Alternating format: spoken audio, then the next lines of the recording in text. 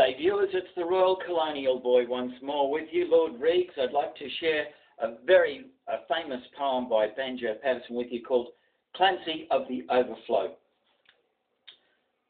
And this is dedicated to Richie Benaud, the great Australian cricketer and Channel 9 commentator who passed away today in the month of April 2015 at the age of 84. This one's for you, Richie. I hope you find it marvellous. I had written him a letter, which I had, for want of better knowledge, sent to where I met him down the Lachlan years ago. He was sharing when I knew him, so I sent the letter to him, just on spec, addressed as follows: Clancy of the Overflow. And an answer came directed in a writing unexpected, and I think the same was written with a thumbnail dipped in tar. 'Twas a shearing mate who wrote it, and verbatim I will quote it.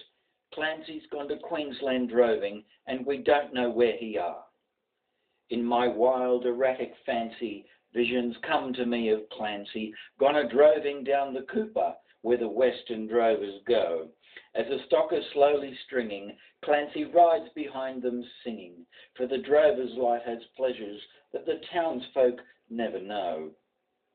And the bush hath friends to meet him, and their kindly voices greet him in the murmur of the breezes and the river on its bars, and he sees the vision splendid of the sunlit plains extended, and at night the wondrous glory of the everlasting stars.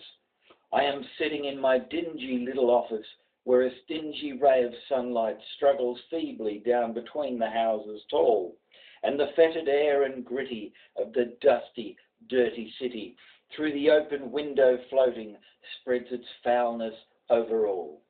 And in place of lowing cattle, I can hear the fiendish rattle of the tramways and the buses making hurry down the street.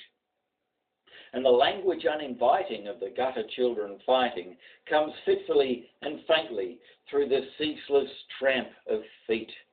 And the hurrying people daunt me, and their pallid faces haunt me, as they shoulder one another in their rush and nervous haste, with their eager eyes and greedy, and their stunted forms and weedy, for townsfolk have no time to grow, they have no time to waste. And I somehow rather fancy that I'd like to change with Clancy, like to take a turn at droving, where the seasons come and go, while he faced the round eternal of the cash book and the journal, but I doubt he'd suit the office, Clancy of the Overflow. Thanks to Banjo Paterson for writing such beautiful prose.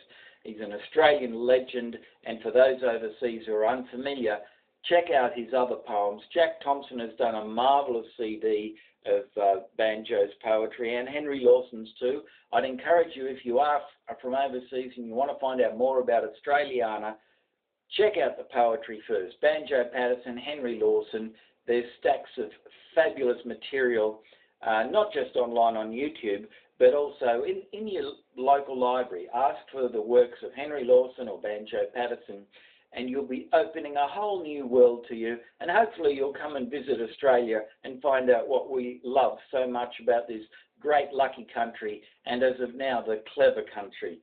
This is the Royal Colonial Boy. I hope you've enjoyed listening and watching. It's Lord Reagan. I've just read the Banjo's best-loved poems, Clancy of the Overflow, as chosen by his granddaughters, and it's illustrated by the Outback artist Hugh Sorey.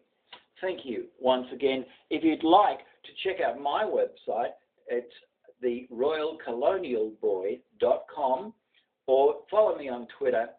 I'm fairly controversial at times, but hey, sometimes you just have to nail your colours to the mast and stand your ground and speak your mind. You know, reasonable people will do the right thing and respect your opinion, but disagree civilly. That's the secret.